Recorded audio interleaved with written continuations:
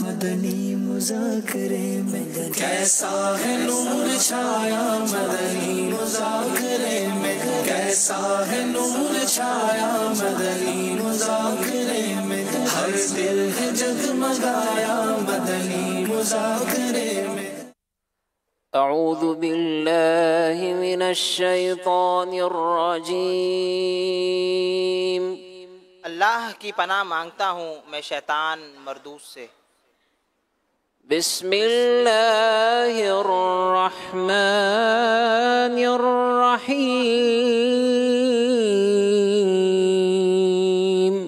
اللہ کے نام سے شروع جو نہایت مہربان رحم والا۔ یا ایھا الذین آمنوا اذا نودی للصلاة من یوم الجمعة فاسعوا إلی ذکر اللہ۔ آسان ترجمہ قرآن کنز العرفان۔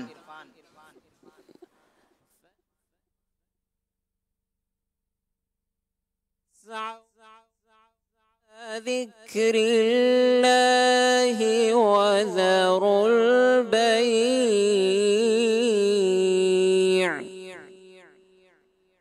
ذالکم خیر لکم ان کنتم تعلمون۔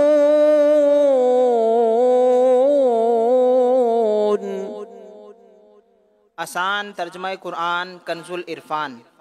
اے ایمان والو، جب جمعہ کے دن نماز کے لیے اذان دی جائے تو اللہ کے ذکر کی طرف دوڑو اور خرید و فروخت چھوڑ دو، اگر تم جانو تو یہ تمہارے لیے بہتر ہے۔ تفسیر تعلیم القرآن۔ فرمایا اے ایمان والو، جب جمعہ کے دن نماز کے لیے اذان دی جائے تو اللہ کے ذکر یعنی خطبہ سننے کی طرف جلدی کرو اور خرید و فروخت چھوڑ دو، بلکہ جمعہ کی تیاری و جمعہ کے لیے جانے میں رکاوٹ ہر شے ہی چھوڑ دو، خواہ وہ نیکی کی دعوت دینا ہی ہو، اگر تم جانو تو یہ تمہارے لیے بہتر ہے کہ جمعہ جیسی عظیم عبادت و سعادت کے لیے تھوڑی دیر کام کاج موقوف کر دینے میں تمہارا فائدہ ہی فائدہ ہے۔ اس آیت سے نماز جمعہ کے احکام بیان کیے جا رہے ہیں۔ یہاں اس آیت سے متعلق چند باتیں ملاحظہ ہوں۔ نمبر 1، اس آیت میں اذان سے مراد پہلی اذان ہے، نہ کہ دوسری اذان جو خطبے سے متصل ہوتی ہے۔ نمبر 2، دوڑنے سے بھاگنا مراد نہیں، بلکہ مقصود یہ ہے کہ نماز کے لیے تیاری شروع کر دو، اور ذکر اللہ سے جمہور علماء کے نزدیک خطبہ مراد ہے۔ نمبر 3، اس آیت سے نماز جمعہ کی فرضیت، خرید و فروخت وغیرہ دنیاوی مشاغل کی حرمت اور سعی یعنی نماز کے اہتمام کا وجوب ثابت ہوا اور خطبہ بھی ثابت ہوا۔ نمبر 4، اس آیت میں بہتری سے مراد لغوی بہتری ہے، یعنی دنیاوی کاروبار سے نماز جمعہ اور خطبہ وغیرہ بہتر ہے۔ اس سے یہ لازم نہیں آتا کہ یہ حاضری واجب نہ ہو، صرف مستحب ہو۔ شرعی حکم: جمعہ فرض عین ہے اور اس کی فرضیت ظہر سے زیادہ مؤکد ہے، اور اس کا منکر کافر ہے۔ فَإِذَا قُضِيَتِ الصَّلَاةُ فَانتَشِرُوا فِي الْأَرْضِ وَابْتَغُوا مِن فَضْلِ اللَّهِ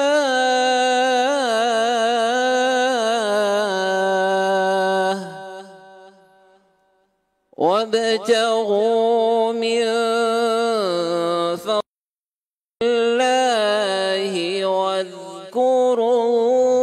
الله كثيرا لعلكم تفلحون۔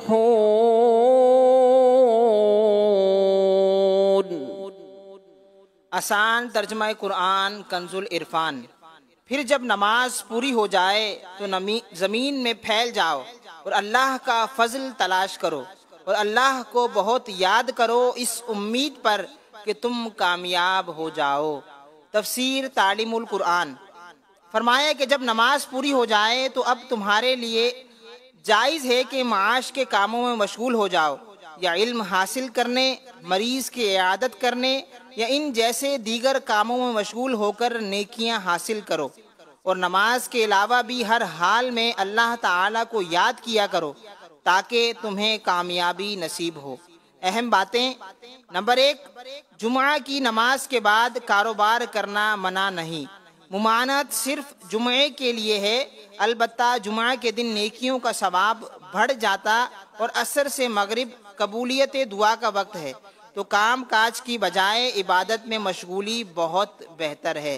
نمبر 2، جمعہ تو نماز اور ذکر الہی کی بہت اعلیٰ صورت ہے، لیکن اس کے علاوہ بھی ہر حال میں کثرت سے ذکر کرنے کا حکم دیا گیا ہے۔ وَإِذَا رَأَوْا تِجَارَةً أَوْ لَهْوًا انفَضُّوا إِلَيْهَا وَتَرَكُوكَ قَائِمًا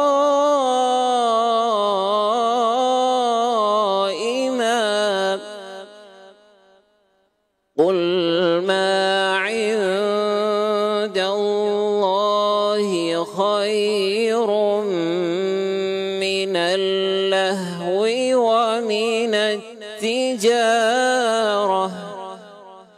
وَاللَّهُ خَيْرُ الرَّازِقِينَ۔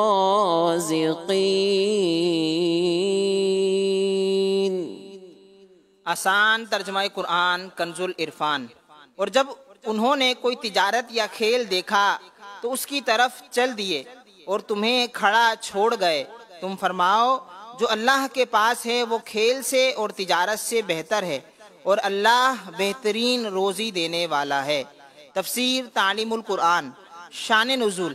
ایک مرتبہ نبی کریم صلی اللہ تعالی علیہ وآلہ وسلم جمعہ کے دن کھڑے ہو کر جمعہ کا خطبہ ارشاد فرما رہے تھے کہ اچانک مدینہ طیبہ میں ایک تجارتی قافلہ آ پہنچا، تو رسول اللہ صلی اللہ علیہ وآلہ وسلم کے اصحاب اس کی طرف چل دیے، حتیٰ کہ 12 آدمیوں کے سوا مسجد میں کوئی بھی باقی نہ بچا۔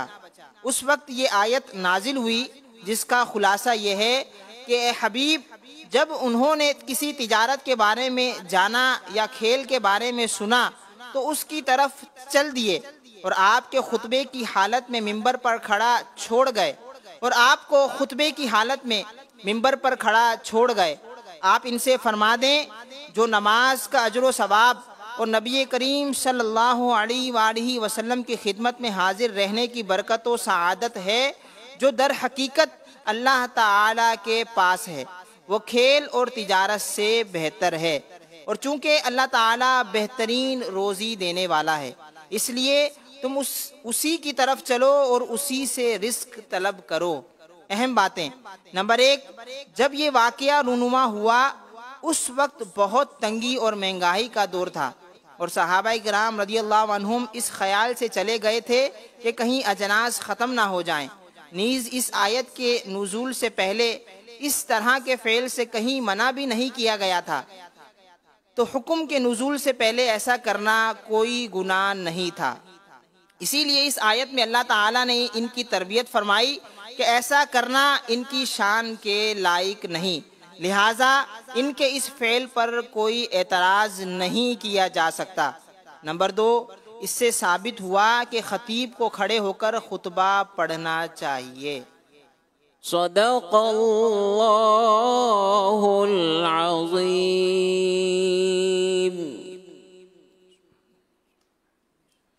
صلو علی الحبیب صلی اللہ تعالی علی محمد صلی اللہ علیہ وسلم۔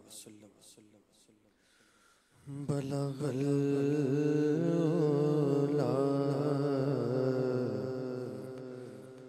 بکمالہ، بلغ العلا بکمالہ، کشف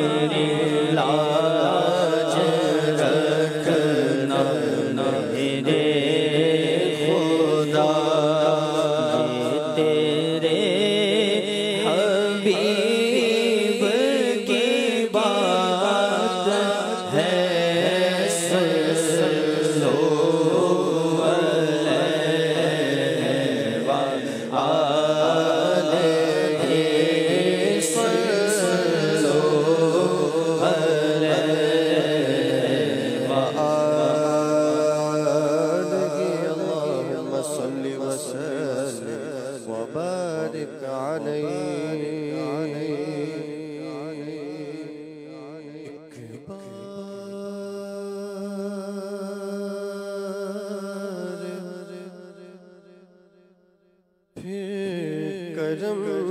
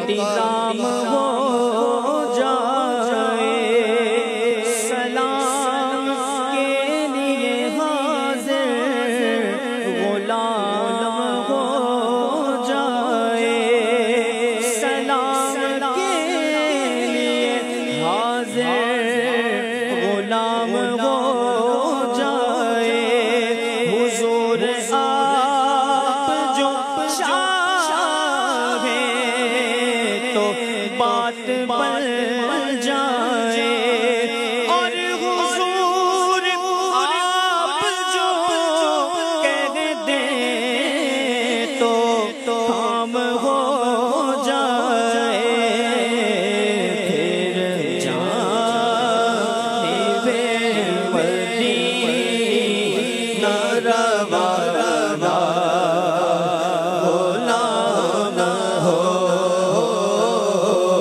پھر جانب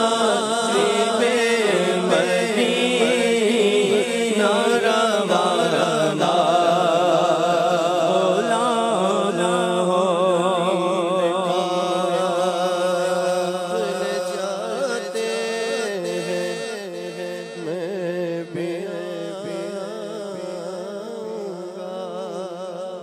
مدینے قافلے جاتے ہیں میں بھی آؤں گا حضور کتنے ہی آتے ہیں میں بھی آؤں گا غلام آپ کے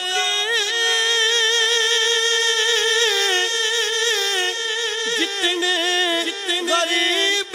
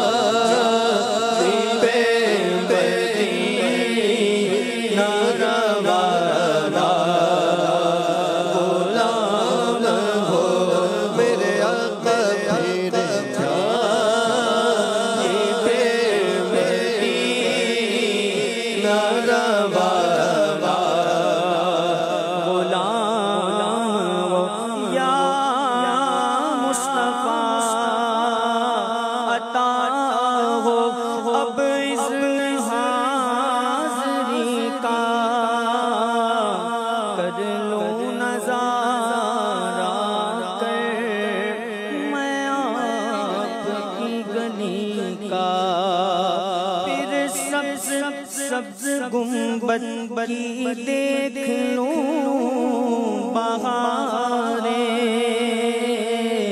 اب اذن دے دو آقا ہم سب کو حاضری کا ایک بار پھر دکھا دو رمضان میں مدینہ بے شک بنا لو آقا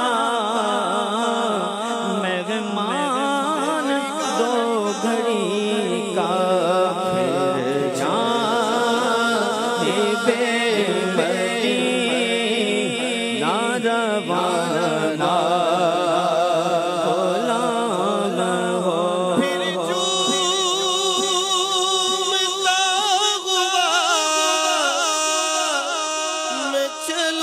چلوں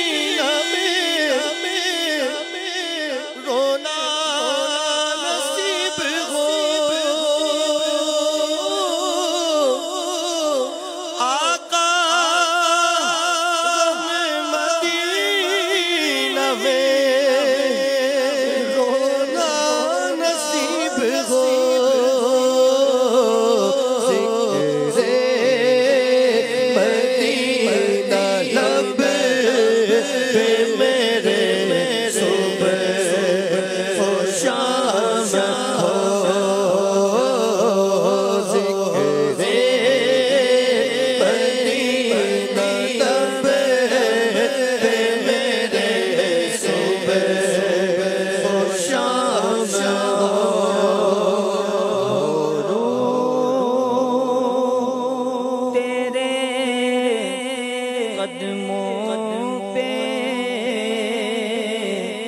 عطار کی نثار ہو روح تیرے قدموں پہ سگے عطار کی نثار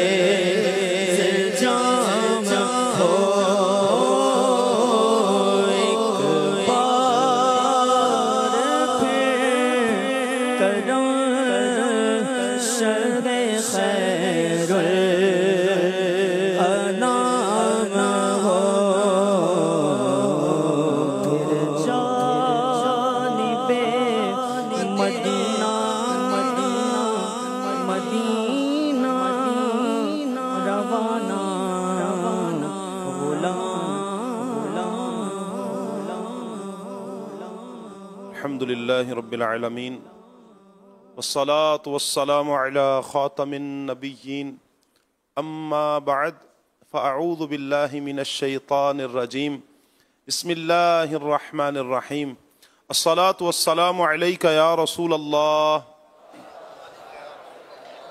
الصلاة والسلام عليك يا حبيب الله الصلاة والسلام عليك يا نبي الله وعلى آلك وأصحابك يا نور الله نويت سنة الاعتكاف. اللہ پاک کے پیارے پیارے آخری نبی محمد عربی صلی اللہ علیہ وآلہ وسلم نے ارشاد فرمایا، جس نے مجھ پر ایک مرتبہ درود پاک بھیجا اللہ پاک اس پر 10 رحمتیں نازل فرماتا ہے. صلو علی الحبیب صلی اللہ تعالی علی محمد صلی اللہ تعالی علیہ وآلہ وسلم. پیارے پیارے اسلامی بھائیوں، مدنی چینل کے ناظرین، اللہ پاک نے ہمیں اس دنیا میں بھیجا ہے تو انسان دوسرے انسان کے ساتھ کہیں نہ کہیں میل جول رکھتا ہے، سلام دعا رکھتا ہے، تعلقات رکھتا ہے. ہر انسان کو کہیں نہ کہیں دوسرے انسان کی ضرورت پیش آتی ہے. اس کے لیے انسان رشتہ داروں کا بھی سہارا لیتا ہے اور انسان دوست بھی بناتا ہے. دوستی کی اسلام میں بڑی اہمیت ہے. دوست کیسا ہونا چاہیے؟ دوست ایسا کہ جو ہمیں ہماری آخرت کو سنوارنے والا بنے، ایسا دوست بنایا جائے. ایسے دوست اجتناب کرنے کا حکم ہے کہ جو دوست اپنی بھی آخرت برباد کرے اور دوسرے کی بھی آخرت کو برباد کرے. ایک واقعہ آپ کے سامنے پیش کرتا ہوں، اس سے اندازہ لگا لیجئے کہ دوست کتنی اہمیت کا حامل ہے. تو کبھی دوست ایسا ہوتا ہے کہ جو بندے کو معاذ اللہ جہنم کی طرف لے جاتا ہے، یہاں تک کہ جہنم میں پہنچا دیتا ہے. ایک شخص تھا، نام ہے اس کا عقبہ بن ابی معیط. یہ مکہ مکرمہ کا رہنے والا کافر تھا. نبی پاک صلی اللہ تعالی علیہ وآلہ وسلم کی خدمت میں یہ حاضر ہوتا. نبی پاک صلی اللہ علیہ وسلم کی نور بھری باتیں سنتا، انہیں پسند کرتا. البتہ اس نے کلمہ نہیں پڑھا تھا. ایک دن اس نے نبی پاک صلی اللہ علیہ وآلہ وسلم کی بارگاہ میں عرض کی کہ آپ میرے گھر پہ تشریف لائیں. حضور علیہ الصلوۃ والسلام کو گھر پہ دعوت پہ بلایا. میرے آقا صلی اللہ تعالی علیہ وآلہ وسلم تشریف لے گئے. نبی پاک علیہ الصلوۃ والسلام نے فرمایا، جب تک تم کلمہ پڑھ کر مسلمان نہیں ہو جاتے میں تمہارے گھر کا کھانا نہیں، ہرگز نہیں کھاؤں گا۔ چنانچہ عقبہ بن ابی معیط نے بظاہر کلمہ پڑھا، نبی پاک صلی اللہ علیہ وسلم نے کھانا تناول فرما لیا اور واپس تشریف لے گئے۔ عقبہ بن ابی معیط کی دوستی تھی ابی بن خلف کے ساتھ۔ ابی بن خلف یہ مکہ مکرمہ کا بڑا ظالم کافر تھا۔ جب اسے پتہ چلا کہ عقبہ نے نبی پاک صلی اللہ علیہ وآلہ وسلم کی اپنے گھر میں دعوت کی، کلمہ پڑھ لیا، اللہ اکبر، تو اس کی کفر کی جو رگ تھی، کافر کی رگ پھڑکنے لگی۔ اس نے عقبہ کو اکسایا اور کہا میری تمہارے ساتھ دوستی تھی، اور اب اس دوستی کو بچانے کی صرف ایک صورت ہے کہ تم محمد صلی اللہ علیہ وآلہ وسلم کے ساتھ معاذ اللہ ثم معاذ اللہ بدتمیزی کے ساتھ پیش آؤ۔ اس نے کلمہ بظاہر پڑھ لیا ہوا تھا، اللہ اکبر۔ اب عقبہ بن ابی معیط کے پاس صرف اس کے سامنے دو راستے تھے۔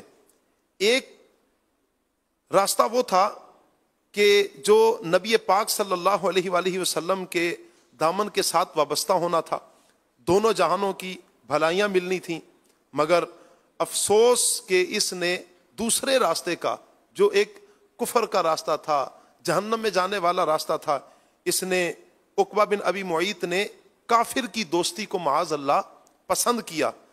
یہ بدبخت بارگاہ رسالت مآب صلی اللہ علیہ وآلہ وسلم میں حاضر ہوا، حضور کی بارگاہ میں آیا اور سخت گستاخیاں کی، والعیاذ باللہ۔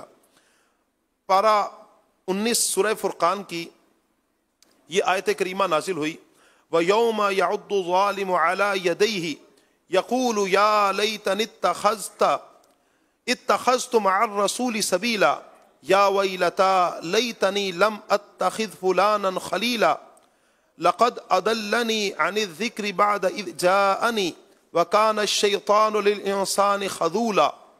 اللہ اکبر۔ ترجمہ کنز الایمان، اور جس دن ظالم اپنے ہاتھ چبا چبا لے گا کہ ہائے کسی طرح میں نے رسول کے ساتھ راہ لی ہوتی، وائے خرابی میری، ہائے کسی طرح میں نے فلاں کو دوست نہ بنایا، کسی کو فلاں کو دوست نہ بنایا ہوتا، بے شک اس نے مجھے بہکا دیا میرے پاس آئی ہوئی نصیحت سے، اور شیطان آدمی کو بے مدد چھوڑ دیتا ہے۔ اللہ اکبر۔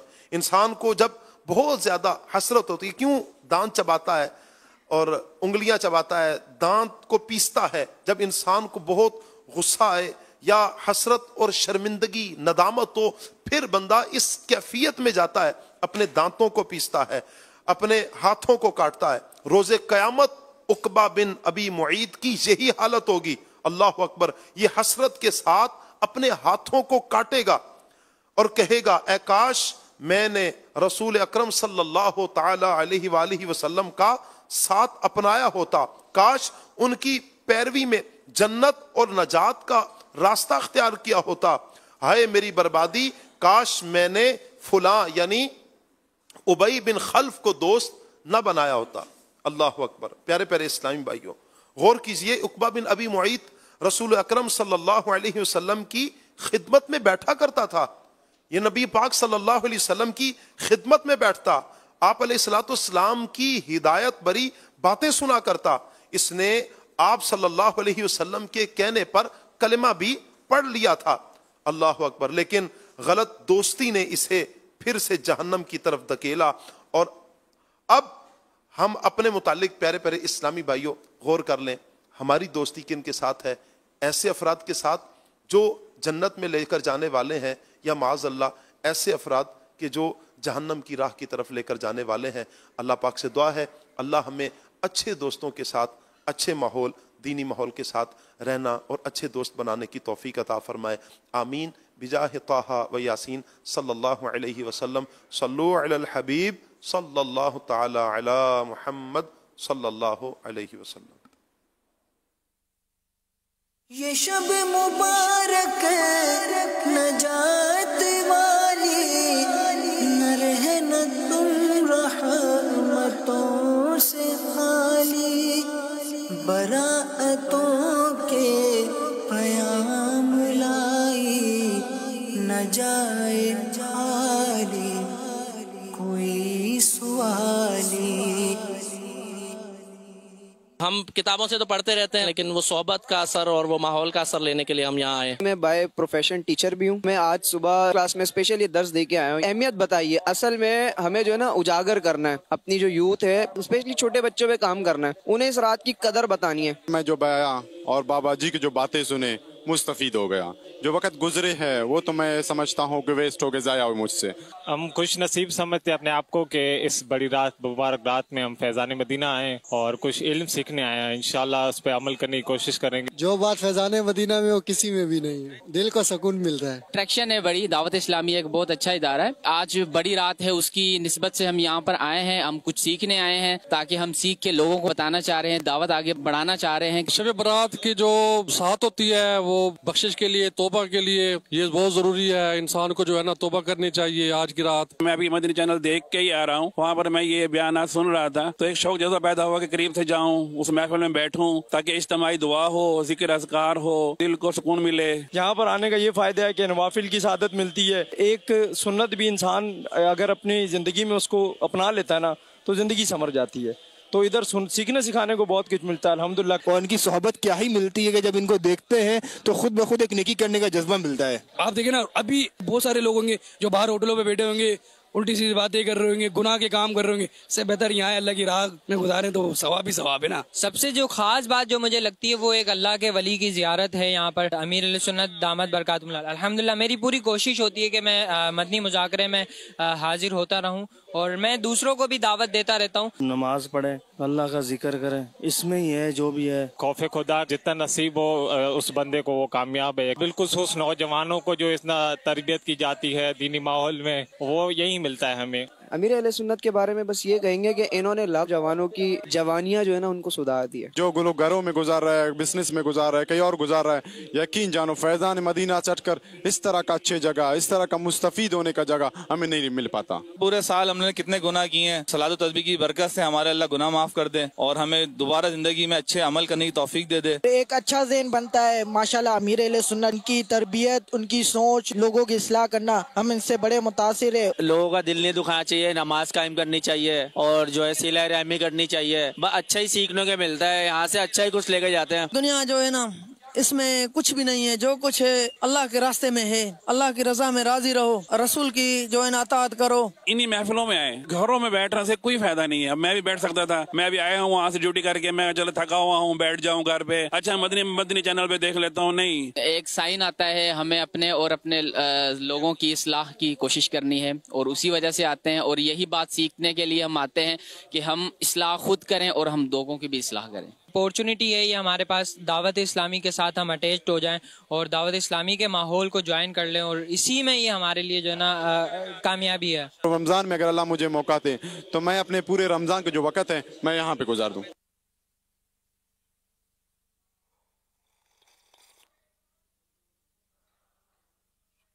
امام اہل سنت کا ایک بہت زبردست شعر ہے. ایک ٹھوکر میں احد کا زلزلہ جاتا رہا, رکھتی ہے کتنا وقار, اللہ اکبر ایڑیاں.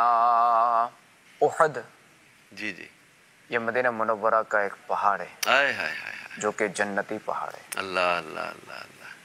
اور وقار بھی سب سمجھتے ہیں کہ قدر و منزلت, ایڑیاں بھی سب سمجھتی ہیں کہ ٹھوکر بھی سمجھتے ہیں کہ مارنا. تو اس پہ جو ہے نا وہ سید اعلیٰ حضرت امام اہل سنت رحمۃ اللہ تعالیٰ علیہ کا یہ ہے کہ خاتم النبیین صلی اللہ تعالیٰ علیہ وآلہ وسلم کی جو مبارک ایڑیاں ہیں نا, جی جی, اس قدر عظمت و جلال رکھتی ہیں کہ ان کی ایک ٹھوکر سے احد کا جو ہلنا جو ہے نا, احد کا جو زلزلہ ہے ختم ہو جاتا ہے اور وہ بالکل ٹھہر جاتا ہے.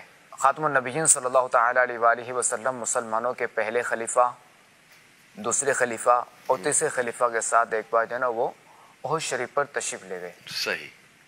حضرت ابوبکر صدیق تھے, حضرت فاروق اعظم اور حضرت عثمان غنی, بترتیب جو وہ تینوں خلیفہ ساتھ تھے. اب جب آپ علیہ السلام اس پہاڑ پر تشریف لے گئے احد شریف پر, تو وہ ہلنے لگا, وہ مسرت سے ہلنے لگا, خوشی کے مارے ہلنے لگا. اللہ اللہ. تو آپ علیہ السلام نے اس سے ٹھوکر مار کر فرمایا, اے احد ٹھہر جا, کیونکہ تیرے اوپر ایک نبی، ایک صدیق اور 2 شہید ہیں۔ اللہ اللہ اللہ اللہ۔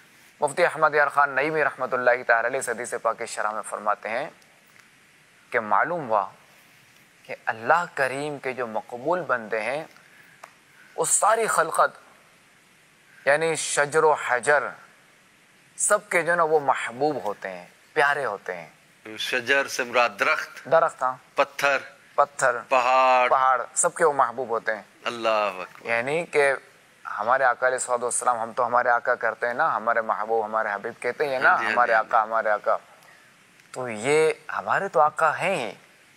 جی جی۔ پہاڑ بھی ان سے محبت کرتے ہیں، اللہ اکبر۔ درخت بھی ان سے محبت کرتے ہیں، جانور بھی ان سے محبت کرتے ہیں۔ اللہ اکبر۔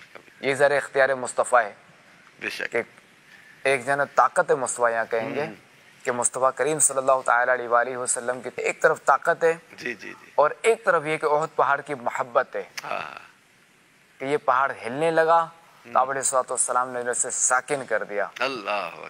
جو احد پہاڑ پتھر ہو کے محبت کرے تو جنتی ہو جائے، بالکل، تو اگر امتی ہو کر کوئی محبت کرے تو کیوں جنتی نہ ہو؟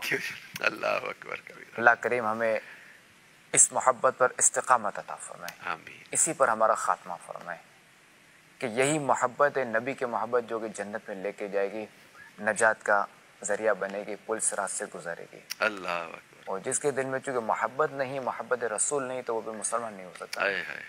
کہ کوئی لاکھ دعویٰ کرے کہ میں اللہ کو مانتا ہوں، اللہ کے حبیب کو نہیں مانتا، معاذ اللہ۔ سر کچھ بھی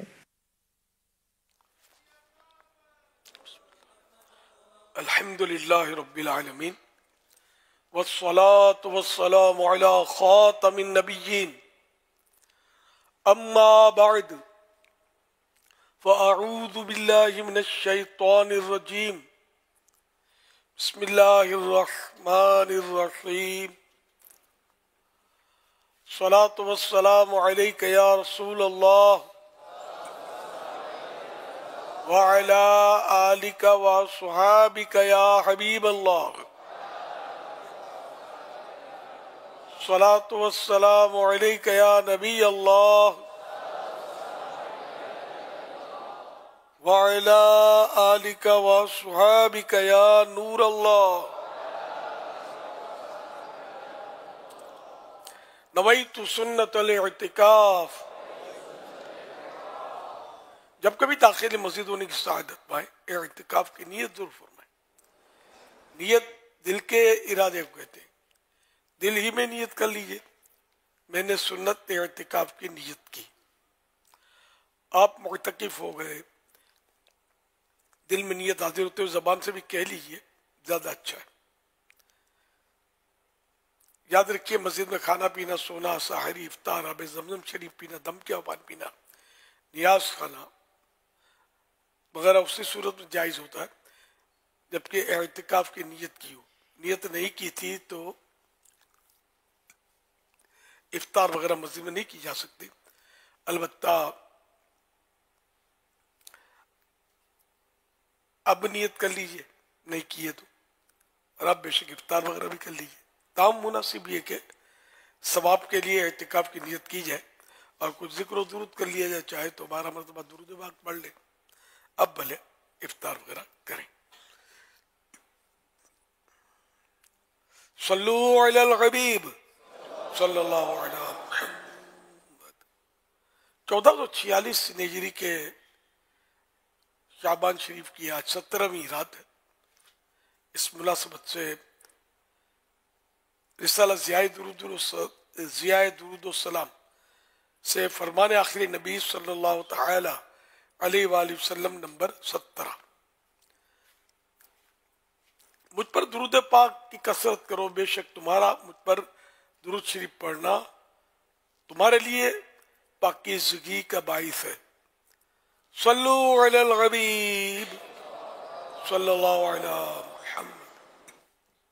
ہفتہ وار مدنی مذاکرے کا سلسلہ ہے، آپ سوالات کیجئے، ہر سوال کا جواب وہ بھی بالصواب، یعنی درست دے پاؤں، یہ ضروری نہیں، بھول کرتا پائیں فوراً میری اصلاح فرمائیں، مجھے آئے بائیں شائع کرتا اپنے کہے پر بلا وجہ، اڑتا نہیں भूल होने की सूरत में शुक्रिया के साथ कबूल करता पाएंगे। सल्लु अलल हबीब सल्लल्लाहु अलैहि वसल्लम।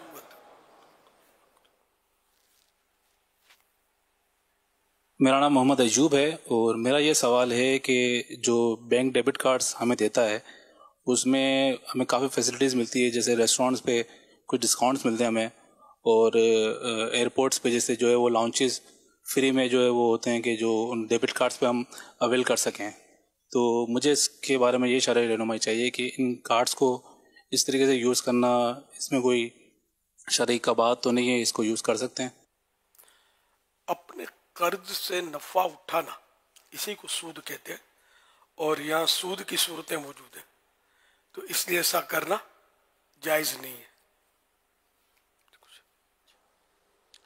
उमूमी तौर पर यही होता है कि इस तरह के जो कार्ड्स वगैरह के ज़रिए सहूलत होती है वो बैंक की तरफ से ही होती है, और वो वही है जो आपने इरशाद फरमाई है। अलबत्ता बाज़ मकामात ऐसे होते हैं कि जहाँ कोई रेस्टोरेंट वगैरह ये ख़ुद इस तरह की जो है वो पेशकश करते हैं कि अगर फ़लाँ कार्ड के ज़रिए आपने ख़रीदारी की तो हमारी तरफ से डिस्काउंट दिया जाएगा। तो अगर ऐसे मकामात हैं तो फिर ऐसी जगह पर जो ख़रीदारी है वो उस कार्ड के ज़रिए से करना जायज़ हो जाएगा, वरना अगर सारी की सारी फैसिलिटीज़ हैं बैंक की तरफ से तो फिर इस सूरत में इस कार्ड को इस्तेमाल करना दुरुस्त नहीं होगा।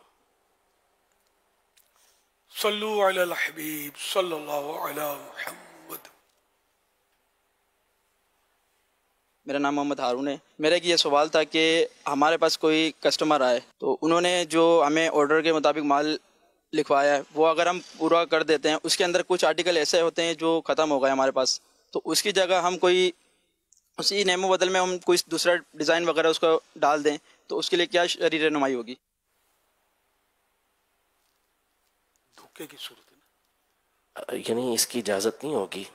आपने जो चीज़ डाली है अब वो सामने वाले को पसंद आए या ना आए, बाज़ औक़ात तो ऐसा होता है कि वो जिसको देते हैं उससे उसका बाज़ औक़ात राब्ता भी नहीं हो पाता, बैरून मुल्क से बाज़ औक़ात इस तरह के मामलात बन जाते हैं, तो और मुश्किल के अंदर बंदा आ जाता है। तो इस तरह बग़ैर पूछे उसको चेंज करने की इजाज़त नहीं है। अगर आपके पास वो आर्टिकल ख़त्म हो चुका है, उसकी जगह कोई और आप डालना चाहते हैं तो उससे राब्ता करें, उससे राब्ता करने के बाद ही उसको चेंज करें। पूछी गई सूरत के मुताबिक यानी कि यह है कि ऐसा करना जायज़ नहीं है।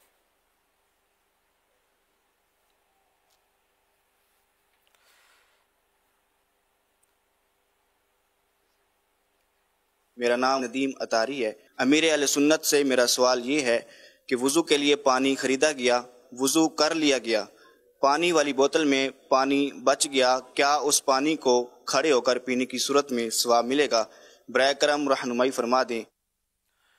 वज़ू का बचा हुआ पानी किसी लोटे में या बर्तन में वज़ू किया है, अब वो बच गया तो उसको खड़े होकर पानी पीना मुस्तहब है, और सवाब की नीयत से अगर अमल करते हैं मुस्तहब पर तो सवाब भी मिलेगा।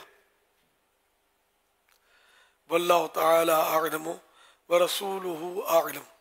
अज़्ज़ा व जल्ल व सल्लल्लाहु तआला अलैहि व आलिहि वसल्लम। सल्लु अलल हबीब सल्लल्लाहु अलैहि मुहम्मद सल्लल्लाहु अलैहि वसल्लम। सोशल मीडिया के ज़रिए सवालात का सिलसिला है। वसीम शहजाद हैं, ये सवाल कर रहे हैं, मर्द के लिए चांदी की अंगूठी पर सोने की पॉलिश कराकर इस्तेमाल करना कैसा है, और क्या मर्द चांदी की अंगूठी में डायमंड लगाकर इस्तेमाल कर सकता है? मुलम्मा जायज़ तो है ना। हाँ, चांदी की अंगूठी पर सोने का पानी चढ़ाकर पहनना मर्द के लिए जायज़ है, ताहम उलमा सुलहा और वो लोग ना पहने पेशवा तरह के जिनसे लोग दलील पकड़ते हैं, वरना ये देखते ही बोलेंगे अरे मौलाना ने सोना पहन लिया, सोने की अंगूठी पहन ली। तो इसलिए अवाम को भी तो बच्चे तो हरज क्या है, इससे गलत फहमी फैलेगी, तो ना पहने बच्चे इससे। ताम अगर कोई मर्द पहनता है तो उसको गुनाहगार नहीं कहेंगे। और डायमंड तो जरूरी है, जबकि अंगूठी चांदी का वजन जो उस अंगूठी के, मर्द की अंगूठी की बात है कि 4.5 माशे से कम हो, उसमें तो 1 नग होना जरूरी है। डायमंड भी लगा सकते हैं, तो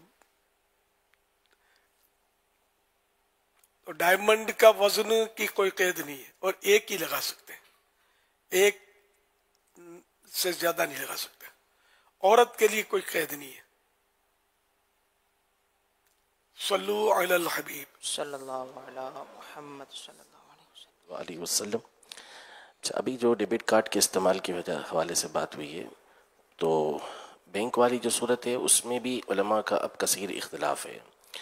अगर तो मशरूत तौर पर होता है तो मुतनी कंडीशंस हैं उसके अंदर लगी हुई कि ये इस पर ये सहूलत देंगे, तो ये जायज़ नहीं है। अगर वो अनकंडीशन हो, मशरूत ना हो वो, तो फिर इस सूरत में भी अक्सर उलमा इसी पर हैं कि इसको इस्तेमाल नहीं किया जाएगा, जबकि वो फैसिलिटी हुकूमत की बैंक की तरफ से दी गई हो। अगरचे कि बाज़ उलमा इस पर कलाम करते हुए इजाज़त देते हैं, लेकिन यहाँ सूद का मामला है, आफियत इसी के अंदर है कि फिर इसको इस्तेमाल ना किया जाए।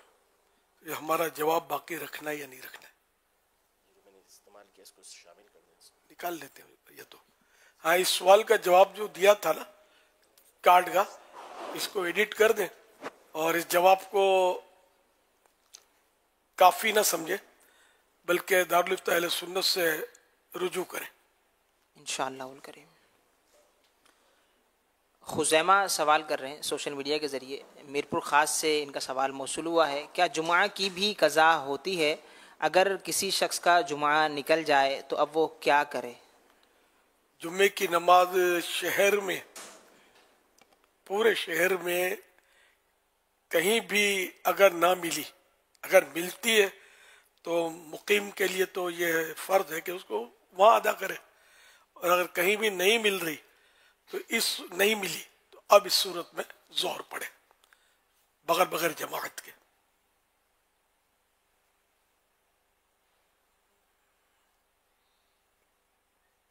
अल्हम्दुलिल्लाह रब्बिल आलमीन। मैं मदीने में हूँ और मस्जिद नबवी में हूँ। पूछना ये था, जैसे खाना काबा में तवाफ के दौरान अगर नमाज पढ़ रहे हो कोई, तो उनके आगे से गुजरा जा सकता है या नहीं, एक ये पूछना था। दूसरा, नमाजी के आगे से गुजरने के पूरे हरम में इजाज़त है, क्योंकि रश बहुत होता है दोनों हरमैन में, और बाकी हरमैन की मसाजिद जो है दीगर, वहाँ पर भी नमाजी के आगे से गुजरा जा सकता है या नहीं? प्लीज शेख बताइएगा, आखिर दुरुस्त क्या है? दुरुस्त ये है कि तवाफ के दौरान नमाजी के आगे से गुजर सकते हैं, नहीं जो तवाफ कर रहा है वो नमाजी के आगे से गुजर सकता है। और आखिरी इस्तिलाम कर लिया जब उसने 7 फेरे पूरे करके, अब समझो बिल्कुल करीब उससे कोई नमाजी नमाज पढ़ रहा है, अब उसके आगे से नहीं गुजर सकता, क्योंकि अब वो तवाफ में नहीं है, अब तो उसको बाहर जाना है या कहीं भी आगे पीछे होना है। ये मसला ध्यान में रखें। अब चूंकि मस्जिद करीमैन दोनों मस्जिद है, हरम शरीफ, मस्जिदुल हराम और मस्जिद नबवी शरीफ, ये अब मस्जिद कबीर के हुक्म में, मस्जिद कबीर मैदान के हुक्म में होती है। हुक्म में यानी मसले में ये होते हैं, इसका क्या हुक्म है, इस बात का क्या हुक्म है। इसमें कभी मैं सोचता हूँ लोग समझ तो इसमें पता नहीं ये ऑर्डर क्यों कर रहे हैं। मैं हुक्म की जगह मसला, मैं कोशिश करता हूँ इसको लफ्ज मसला यहाँ बोलूँ कि बात है कि ये मसला एक कॉमन लफ्ज है जो हर एक समझता है। तो इसका मसला ये कि जहाँ इसकी सजदा करता है नमाज, जब मस्जिद कबीर है जो मैदान के हुक्म में, तो जहाँ वो नमाज पढ़ने वाला इसकी जगह नजर पड़ती है सजदे की, सजदा गाह, तो वो सजदा गाह से लेकर मजीद 2 सफ़ों तक, मजीद 2 सफ़ों तक ये इसके बाद से गुजर सकता है। ये मस्जिद कबीर की बात है, इसके अंदर से करीब से नहीं गुजर सकता। यहाँ भी कि समझोगे भाई वो मस्जिद, लोग इसका बिल्कुल परवाह नहीं करते। जब ये मस्जिद कबीर नहीं थी तो उस वक्त भी लोग तो गुजरते थे। इसके अलावा दुनिया में दीगर मकामात पर भी इतना लोगों का रुझान नहीं है रुकने का, गुजर जाते थे, देखिए मैंने। अलबत्ता यहाँ पाकिस्तान में इससे बचते हुए लोगों को देखा है, तो बचना चाहिए, जायज नहीं है, गुनाह है नमाजी के आगे से गुजरना। और जो दीगर मस्जिदें हैं वहाँ हरमैन तैयबैन में, मक्के मदीने में, वो तो सब छोटी छोटी मस्जिदें हैं, मस्जिद कबीर के हुक्म में नहीं है। अब फैज़ान मदीना बहुत बड़ी है, तो कराची में भाई मेमन मस्जिद, बोल्टन मार्केट बहुत बड़ी है, तो ये हिसाब हम जिसको छोटी बड़ी कहें वो बड़ी नहीं होती, उलमा जिसको बड़ी तस्लीम करें, इसका कि ये बहुत मुश्किल है इसको तय करना कि ये मस्जिद कबीर यानी मैदान के मसले में ये मस्जिद है या नहीं, या मैदान का मसला बनेगा नहीं मस्जिद का, तो ये सिर्फ उलमा तय करेंगे। और एक आम आलिम उठकर कह दे तो ये भी नहीं मानी जाएगी, मुफ्तियान किराम होते हैं, ये मिलकर वो तय करेंगे। तो ये बड़े अरसे से मतलब ये मसला था, इसके बावजूद मस्जिद करीमैन को बाज उलमा ने इसको मस्जिद कबीर कहा, लेकिन दूसरे उलमा इख्तलाफ करते थे, मुझे पता ही है। फिर अब तकरीबन इत्तेफाक नजर आ रहा है कि ये मस्जिद कबीर, इसको मान लिया है। मस्जिद कबीर माने बड़ी मस्जिद। बाकी छोटी मस्जिदों में जैसे फैज़ान मदीना, ये छोटी मस्जिद है मसले के एतबार से, तो अब आखिरी सफ में कोई नमाज पढ़ रहा है और यहाँ किबले की तरफ से भी कोई यूं गुजरे के बहुत दूर है, नमाजी नहीं गुजर सकता, गुजरेगा गुनाहगार होगा। सल्लु अलल हबीब सल्लल्लाहु अलैहि मुहम्मद।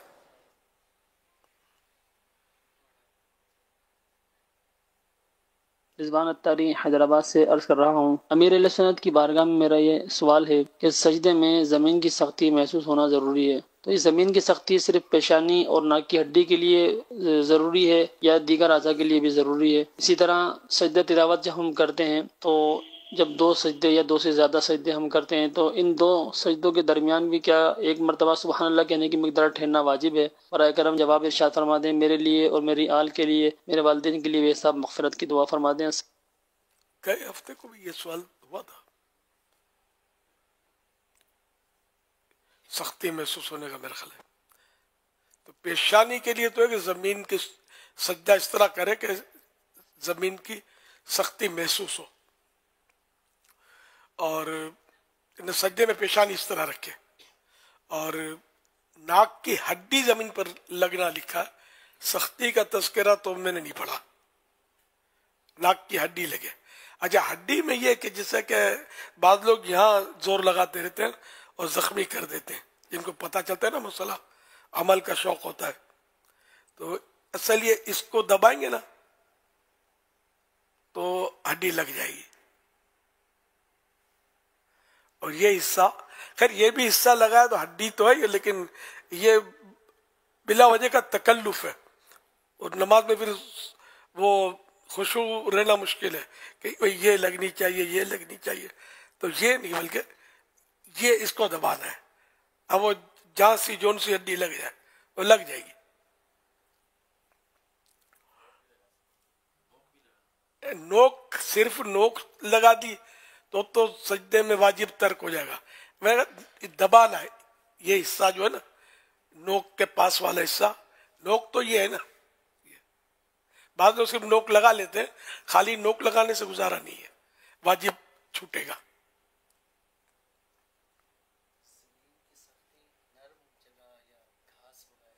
अब वो फिर उसके ज़िमनी मसाइल हैं कि जैसे कि पार्क में घास पर नमाज पढ़ी या गदेले पे नमाज पढ़ी, तो उसमें तो इतना दबाना होगा पेशानी को कि अब दबाएगा तो नहीं दबेगी, ताकत भर दबाना होगा कि अब दबाएगा तो नहीं दबेगी, तो सजदा होगा।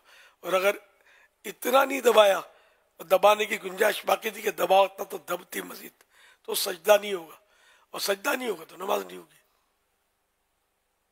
कारपेट बाज जगह बिछाते हैं और उसके नीचे फोम होते हैं, तो वहां ये कैफियत होती है कि इसको बहुत दबाना पड़ता है, इतना दबाना पड़ेगा कि अब दबाएगा तो नहीं दबेगी। अगर इससे इतना नहीं दबाया तो फिर ये क्या सजदा नहीं होगा। तो ऐसे कारपेट मस्जिद में ना बिछा जाए, वो कारपेट के साथ बंदा बस कुश्ती करता रहे, नमाज का खुशू तो रहेगा नहीं, सजदे में दिल नहीं लगेगा। इमामे वाला है तो जोर लगाएगा तो इमामा फिर आ जाएगा नीचे, तो बड़ा मतलब है ना कि हरज वाली सूरत बन जाती है। लेकिन चूंकि लोगों को पता नहीं है, अब मालदार लोग होते हैं, पैसे बहुत होते हैं डाले का, तो ये फुला मस्जिद में यार बड़ी बड़ी मस्जिद है, ये बल्कि ये भी खुद क्या डालते होंगे, लोग कांटेक्ट करते होंगे कमेटियां, हाजी साहब करके उससे 5-15 लाख रुपए निकालवा लेते होंगे और ये नमाजियों को तकलीफ में डाल देते होंगे, ये इस तरह की चीजें बिछा कर।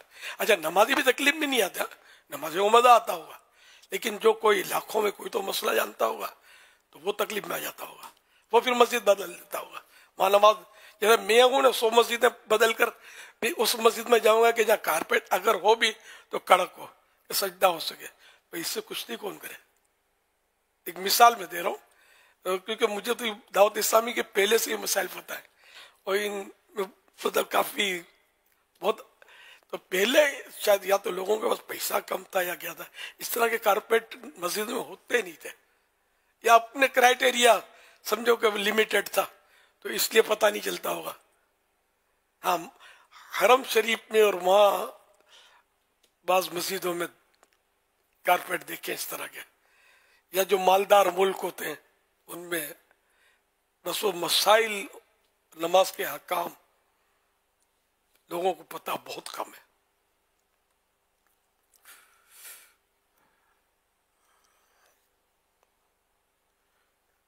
मसाजिद के कारपेट लेने वालों की अगर इस मामले में तरबियत हो जाए ना, क्योंकि कारपेट जैसे आपने कहा ना पहले की और आज में, क्योंकि टेक्नोलॉजी की वजह से, मशीनें चेंज होने की वजह से और जिस तरह के इस वक्त जो सूरत हाल बनती है तो हर चीज़ में एक जिद्दत लाई जाती है, तो फिर कारपेट को भी बड़ा ही उसको लेकर चला जाता है।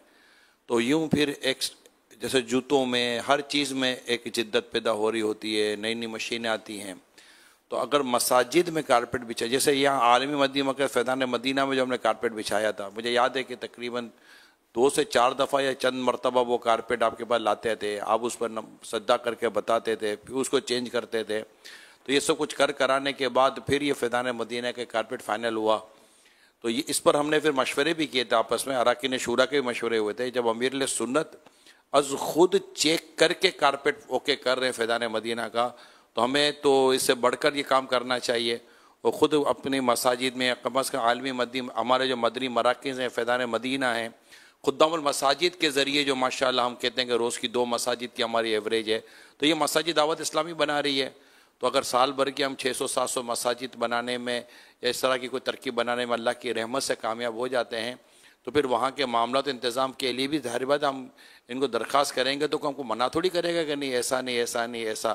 तो जो साउंड सिस्टम हो, कारपेट हो, इस तरह की जो भी चीज़ें, तो मैंने ये सिर्फ आपकी तरगीब के लिए अर्ज़ की देखने सुनने वालों के लिए कि हम जो आलमी मदनी मरकज़ फैज़ान मदीना का जो कारपेट देखते हैं ना, ये मदनी मरकज़ में बचने से पहले चंद मरतबा इसके मुख्तलिफ मॉडल या इसके मुख्तलिफ आर्टिकल्स, इसमें आर्टिकल का इस्तेमाल होता है, इसके मुख्तलिफ आर्टिकल्स सम्मिलित के ऊपर लाए गए और आपने बाकायदा मना किया, रिजेक्ट किया। फिर नक्शो निगार वाले लाए जाते तो आपने कहा इसमें भी नमाजी की तवज्जो बटेगी, तो ये इसका थोड़ा सा इसको और सख्त लाइए। तो करा कर फिर एक कारपेट फाइनल हुआ और ये अब आप फैज़ान मदीना में देख रहे हैं। अब इतना करे कौन? अच्छा, फिर मसाइल का मालूम होते हैं मुश्किल ये कि आप बोलोगे भाई दावत इस्लामी की मसाजिद, तो जहाँ जहाँ मसाजिद बन रही है सब क्या? जी हाँ, सबके लिए नहीं, मैंने यही अर्ज़ की कि जो हमारा हम हमारे अंदर नहीं कर पा रहे, तो हम हमारे अंदर करें, फिर दीगर तमाम मसाजिद के अंदर इन तमाम मदनी फूलों को देखा जाए ताकि नमाजियों की नमाजों का हुआ है। बाबा पिछले दिनों भी कहीं जाना होता था तो वही होता था कि फिर वो जगह बदलनी पड़ती थी, कारपेट इतने मोटे कारपेट, बाहर मुल्कों में ज़्यादा, क्योंकि वो सर्दी की वजह से नीचे भी हीटिंग लगाते हैं, ऊपर मोटे कारपेट लगाते हैं ताकि नमाजियों को पाँव पे सर्दी ना लगे। सज्दा होवे ना होवे इसका नहीं पता होता, लेकिन पाँव पे सर्दी नहीं लगनी चाहिए इसका पता होता है। फिर ये कि यहाँ जो आपने जिसे बताया कि मैंने भाई चंद बार रिजेक्ट किया, तो क्या और जगह भी ये कामयाब होगा तरीका? वह चल बे चल तू ही नमाजी है क्या, पहले ले लो कारपेट, एक तो तुमको पता है और तुम मुझसे गले पड़ते हो, इसको बदली करो। مسئلہ یہ نہیں ہوئے گا. مسئلہ تو آپ نے بیان فرما دیا نا حضور. اب یہ کہ مسجد کا کوئی کام کرنا ہے تو مسجد کی کمیٹی، مسجد کی انتظامیہ یا مسجد کی مجلس کو ان احکامات کو سیکھنے اور سمجھنے کی کوشش تو کرنی ہے. کم از کم کچھ نہیں تو مسجد کے امام صاحب کو خدمت کا موقع دے دیں کہ امام صاحب، پھر امام صاحب کی تربیت ہو جائے. امام صاحب کو ہی پتا ہوا نا، امام صاحب کے خود کے آگے کے 4 مصلے رکھے ہوئے ہیں کہ ایک مدینے کے پاک کا، ایک مکہ پاک کا، ایک بغداد کا، پھر ایک بریلی شریف سے بھی آیا تھا. تو یوں 4 مصلوں پر امام صاحب نماز پڑھیں گے کہ چاروں کا فیضان لینا ہے. تو پھر یہ سب بات کریں گے تو بات بنے گی اور پہنچائیں گے تو بات بنے گی. تو اس لیے میں اس کو تھوڑا سا لے کر چلا کہ یہ چونکہ مساجد کا مسئلہ ہے، نماز کا مسئلہ ہے، فرض کی ادائیگی کا مسئلہ، یہ کوئی ایسا جرنل پرابلم نہیں ہے، یہ فرض کی ادائیگی کا مسئلہ ہے اور سمجھنے کے لیے یہ بہت ضروری ہے. ہم سب کو سیریس ہونا چاہیے. میں تو جب تک وہ زمین پر سجدہ ہوتا تھا نا، میں اب تو کر نہیں پاتا نا، میں بغیر کچھ بچھائے ہی نماز پڑھتا تھا. معمول میرا یہی تھا. اب وہ سخت سردی ہے، اس کی وجہ سے کچھ بچھانا پڑ گیا، یا نزلہ لگ گیا ہے اس کی وجہ سے بچھا دی، کوئی اپنی چادر بچھا لی، یا مطلب کہیں مسجد میں گئے وہاں بچھا ہوا ہے تو وہ تو ظاہر ہٹا نہیں سکتے. تو اس طرح باقی اپنے طور پر جہاں میرا اختیار ہوتا ہے، جیسے کبھی آدمی گھر میں پڑھتا ہے یا کبھی ایسی مسجد میں پہنچے کہ جہاں مطلب یہ بچھا ہوا بھی ہے اور نئی بچھی ہوئی جگہ بھی ہے تو وہاں پڑھ لی.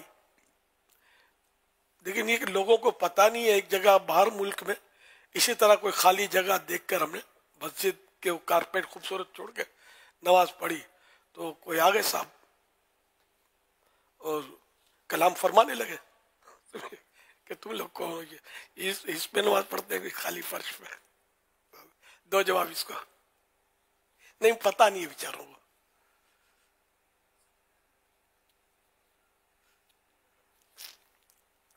صلو علی الحبیب صلی اللہ تعالی علی محمد. بات کو تھوڑا پورا کرو. یہ جو ذاتی دلچسپی لینا ہے نا مسجد کے معاملے میں، اس کو مہربانی کر کے تمام عاشقان رسول اس کو نوٹس کریں کہ جہاں جہاں ہمارے مطلب اختیارات ہیں یا جہاں ہماری ذمہ داری ہے، اور شرعاً ذمہ داری صرف والنٹیرلی یا رضاکارانہ آپ نے کہا کہ میں خدمت کرتا ہوں، تنخواہ نہیں لیتا، لیکن جو ذمہ داری آپ نے وقف کے ادارے کی قبول فرما لی ہے تو اب آپ پر اس کی پوری ذمہ داری آتی ہے کہ وہاں پر تمام چیزوں کا جن کی شریعت نے ہمیں پابندی دی ہے اس کا اہتمام کرنا ہمارے لیے ضروری ہو جاتا ہے. تو اس میں ہمیں نوٹس کرنا چاہیے، چاہے لائٹوں کا مسئلہ ہو، کارپیٹ کا مسئلہ ہو، وضو خانے ہو، پانی کے مسئلے ہوں، جو بھی ہو، ذمہ داران، نگران اور جتنے بھی عاشقان رسول دیکھ اور سن رہے ہیں، ماشاءاللہ مدنی مذاکرے کی یہ برکت ہوتی ہے کہ ہمیں زندگی کے مختلف عنوانات پر اور ہمارے جو واسطے پڑھتے ہیں اس پر ہماری تربیت کی جاتی ہے. لیکن بس ہم ساتھ ساتھ ایک سوال ہم نے سنا سرچ کر دیتا ہوں.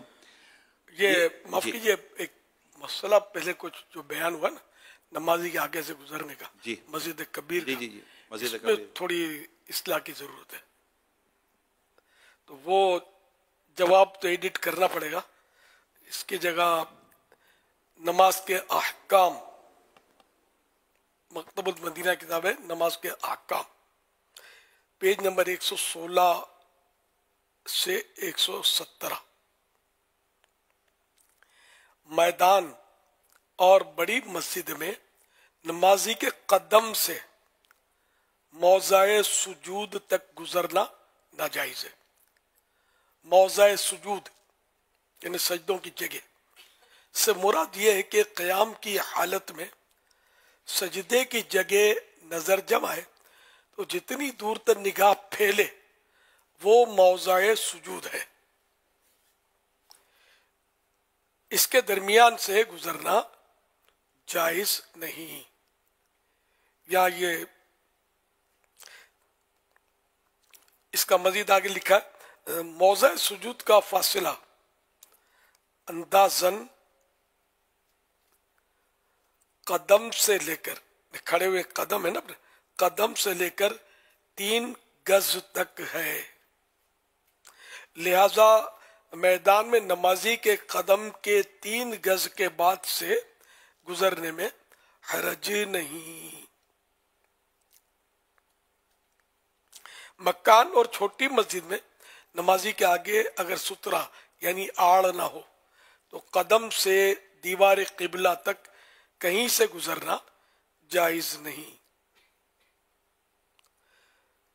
तो ये मसला ज़रूरी है, मतलब उसमें भूल हो गई है जो पहले बयान किया था, तो इसकी बिल्कुल यानी उसको पूरा निकाल कर सवाल के साथ जवाब में ये एडजस्ट कर दें इंशाअल्लाह उल करीम।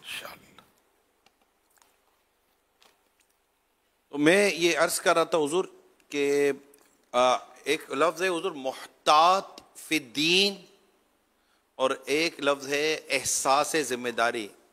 इन दोनों को अगर हम यकजा करते हैं तो आप इसको कैसे बयान करेंगे कि एक शख्स में ये दोनों खुसूसियत कैसे आ जाएं कि वो मुहतात फिद्दीन भी हो जाए और उसके अंदर एहसास ज़िम्मेदारी पैदा हो, और वो जिस काम को देखे अव्वल तो देखी अनदेखी ना करे, देखे और उसको ये अंदाज़ा हो जाएगा यार मेरी ज़िम्मेदारी है कि मैं इसको रोकूं, मैं इसको मना करूं, मैं इसको बदल दूं, मैं इसके जो अहल है या जिसका ज़िम्मेदार इसको मैं कहूं यूं ही ना चला जाऊं क्योंकि ये मेरी ज़िम्मेदारी है वगैरह वगैरह। ये तबीयत ये कैसे बंदे के अंदर पैदा हो जाए? अब मोहतात फिर दीन मतलब दीन में एहतियात करने वाला। अब जैसे बाज़ लोग तो बड़ी एहतियात करते हैं कि ये मसला क्या है यार पता नहीं है, तो मुफ्ती साहब से पूछ लिया या हाजिर हो गए मालूम कर दिया या किताब देखी निकाल लिया, अच्छा ये मसला यूं है। और अब रहा ये कि वो एहसास जिम्मेदारी है तो कर अलग है, इसका ताल्लुक मोहतात फिर दीन से हर सूरत में नहीं है। लेकिन अब अगर किसी की जैसे मस्जिद का मुतवल्ली है वो मोहतात फिर दीन होना ही चाहिए। अब वो इसको मतलब चलता फिरता पुरजा होगा यार, सब चलती है यार, अब मौलाना क्या समझे यार, हमारी जिंदगी गुजर गई मस्जिद की खिदमत करते करते, हम तो यूं ही करते हैं, तो ये ना चले। बल्कि इसके लिए तो और भी बहुत शराइत है। वक्फ के मसाइल भी जानता हो, अब अलीफ का बात जानता ना हो वक्फ के मसाइल में, न वक्फ के मसाइल ये क्या होता है, तो ऐसा शख्स भी ना चले। तो बहरहाल है इसके मसाइल है कि जो भी काम करते हैं कपड़े भी पहनना सीखे तो आया ना यार, नोट गिनना सीखे तो आया ना, हर काम सीखने से आता है। तो ये काम मस्जिद संभालना वगैरह ये भी घर सीखने से ही आएगा। खुद ब खुद कैसे इल्का हो जाएगा, खुद ब खुद कैसे आ जाएगा सब कुछ। मुताला करेंगे, उलमा से पूछेंगे, मुफ्ती साहिबान से पूछेंगे, और पूछ कर आदमी मतलब और पढ़ के और सीखता है। यार साहब मैं आपको एक मिसालें दूं, एक दो मिसालें देता हूँ शायद और मजीद वाज़ेह हो जाए। अब हम मेरे संग साथ कहीं जा रहे हैं, अब मस्जिद है या ये जहाँ हम बैठे हुए हैं ना, यहाँ मस्जिद है, मस्जिद से मुतालिक जगहें हैं, फिनाई मस्जिद है, स्टूडियो है, ये सारी जगहें, यहाँ पूरा एक मदनी मरकज़ बना हुआ है, ऊपर नीचे आगे पीछे। अब कहीं कोई चीज़ बिछी हुई है, बारिश हो रहा है, बारिश हो गई है, पानी है, अब कोई बिछा हुआ है उसके लिए, अब फ़ौरन पाँव रखते वक्त ख्याल आएगा यार ये नमाज की दरी है या क्या है, ये सफ़ थी या क्या